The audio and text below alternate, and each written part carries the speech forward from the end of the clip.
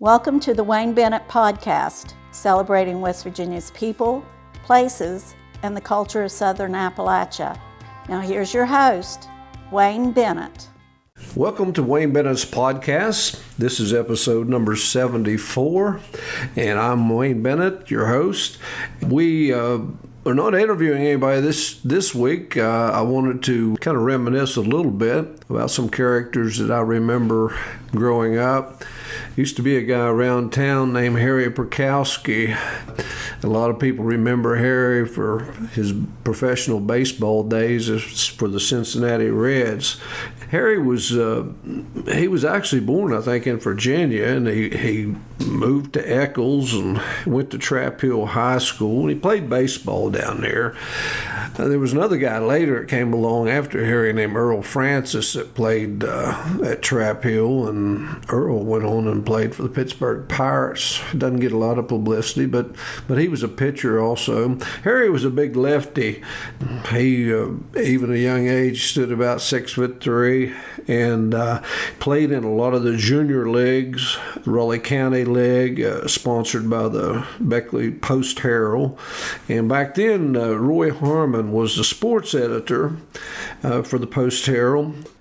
Some people might remember Roy as he was a poet laureate of West Virginia at one time, and he also helped write the Woodrow Wilson alma mater and the Woodrow Wilson fight song, I think. But Roy was a very prolific person.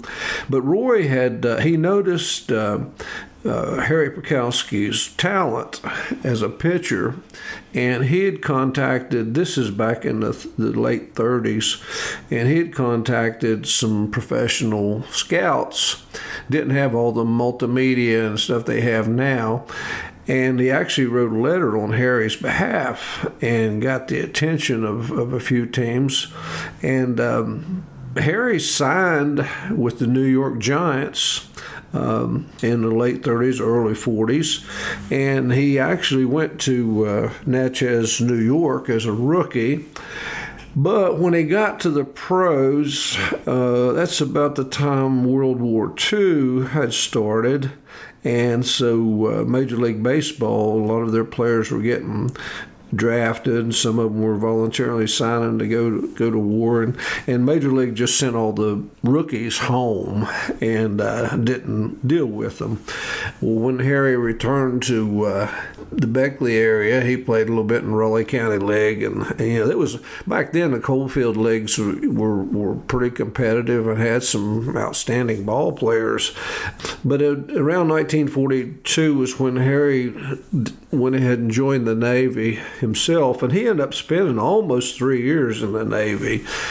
When he got out, he was called to go to the Sally League back then, and ended up in Ogden, Utah, and he had a pretty good career there, or beginning of a career. He won 23 games as a pitcher, 17 straight.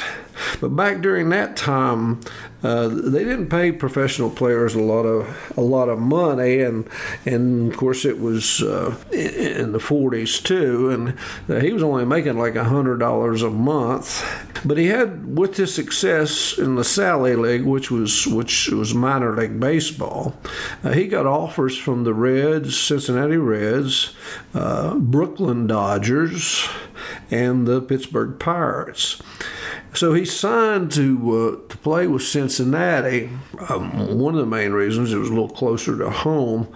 He began his career there. His 1950 was his first complete season, and he would sometimes he would start, sometimes he would relieve, sometimes he would just kind of mop up things. But he was playing. Probably his best performance was one time he pitched against the Giants, I think it was.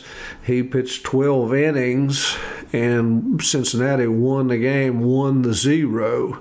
And that would be unheard of nowadays with the pitch count and those kind of things for a pitcher to pitch that many innings, but it was not uncommon back at that time. He stayed with the Cincinnati franchise. He was kind of up and down. He'd come up, they keep him some, and then they'd drop him back down to minor leagues.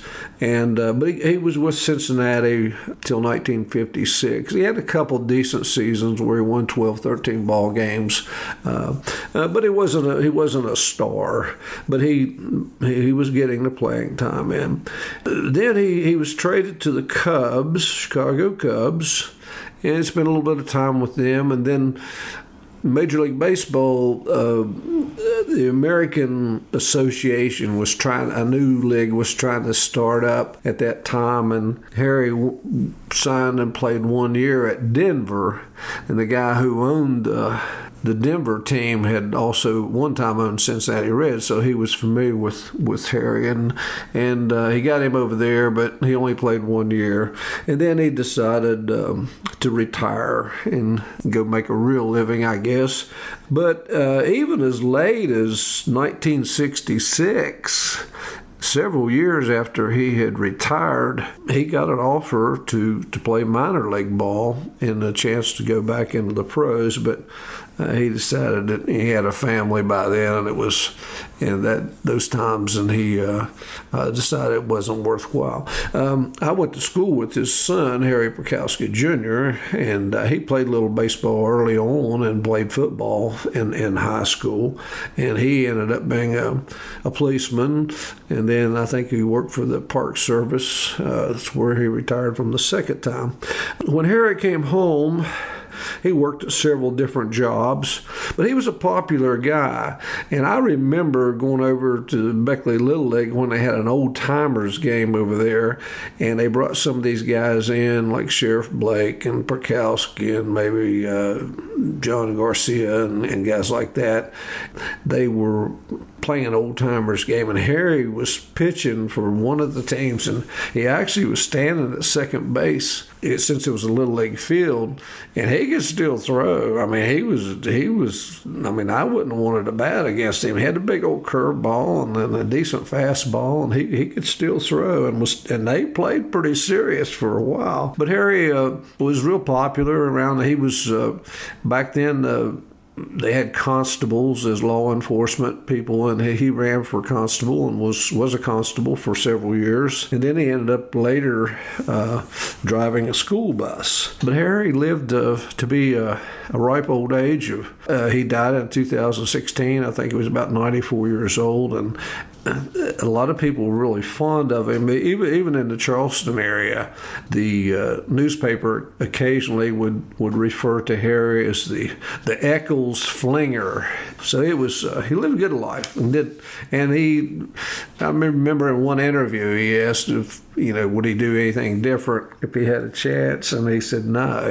He had a good life. Another guy that when I was in junior high, I used to read the Post-Herald religiously, actually, and every morning I couldn't wait to get up and read a column, an editorial page called Yesterday and Today, and it was written by Reverend Shirley Donnelly.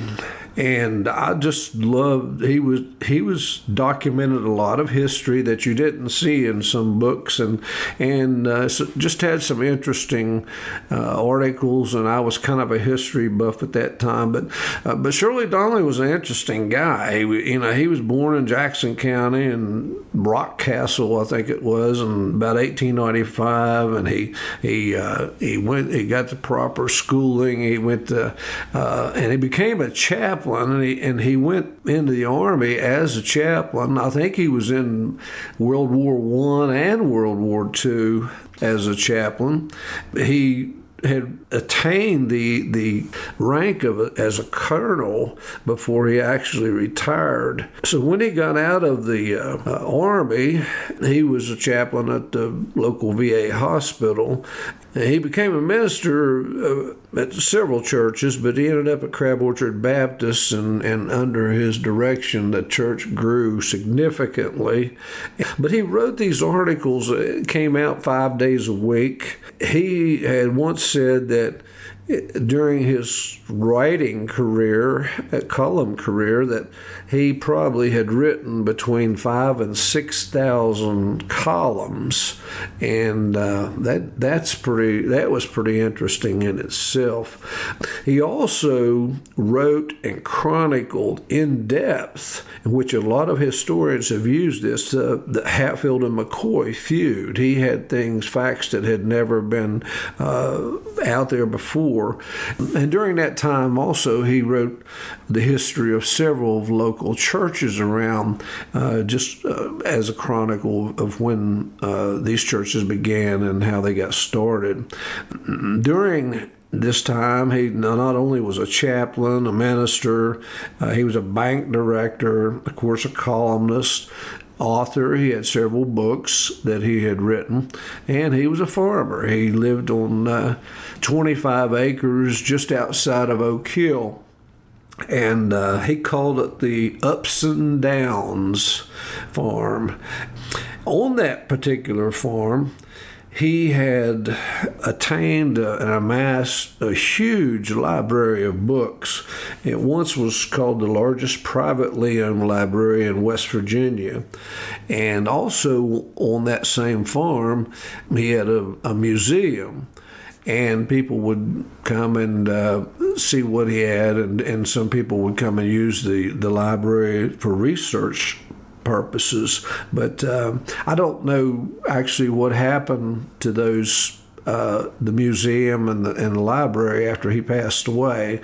I'll have to find that out. The only time that I ever actually saw him was at a funeral, and I was working for Webb's Florist, and we were handling the flowers at that particular time, and he was the minister at the funeral, and I was very impressed. I had been impressed anyway with his writings, but he was a very dynamic and gifted public speaker.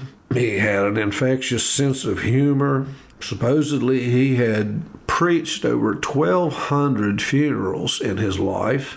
He had performed over 900 weddings, had also performed over 1,000 baptisms, and this was back during, a lot of times the baptisms, the churches didn't have their own Baptist baths, whatever. They went to the rivers and the lakes, and so that took quite a bit of time to do that.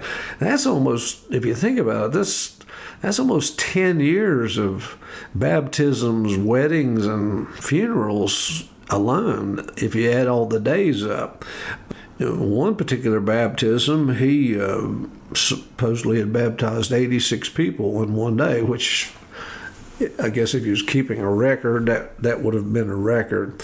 But very enjoyable guy, a very significant guy. He died in 1982, and he was the Crab Orchard Church is still a rather large congregation and church, and a lot of it, like I said, was started with Shirley Donnelly as the minister. The third person I wanted to bring up was a guy who had been the sheriff a long time in Raleigh County, and I'm sure a lot of people remember him, good or bad. But his name was Okey Mills, and Okey, he was born in Sweeneysburg, West Virginia, and he was a graduate of Woodrow Wilson High School, I think 1932, during the Depression. And then he went to Beckley College. And I think he was the first 2-year graduating class at Beckley College. He followed his dad's footsteps and actually became the youngest jailer. His dad had been a jailer in the Raleigh County Jail, and he became the youngest jailer at age 20. He didn't stay around doing that too long. He went to work in the coal mines, and during this time, he played baseball. He loved the game of baseball. He was a pitcher, and he was a center fielder and a tall, lean guy, and he was very good. He played a lot of American Legion ball, and he also played in the coal field, like we'd mentioned with Harry Perkowski. He got hurt in the mines, and so in 1942, when the war was going on, he enlisted in the Army. He actually was involved in the invasion of Normandy, which was a huge battle, and the Battle of the Bulge. But he also had some time when they weren't in combat. He got to play baseball, and he played in England and a couple areas where they played some pretty big time teams, and he actually got a lot of attention from professional scouts. But he was still in the Army, and he never played any professional ball. When he came back to Beckley, he became a deputy sheriff after World War II.